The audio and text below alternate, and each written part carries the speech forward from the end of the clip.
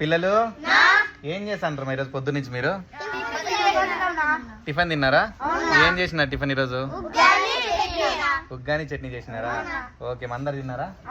ఎందుకు మీరు స్కూల్ ఇవ్వలే ఈరోజు? ముస్లిమ్స్ పండగ అని పోలేదు మీరు?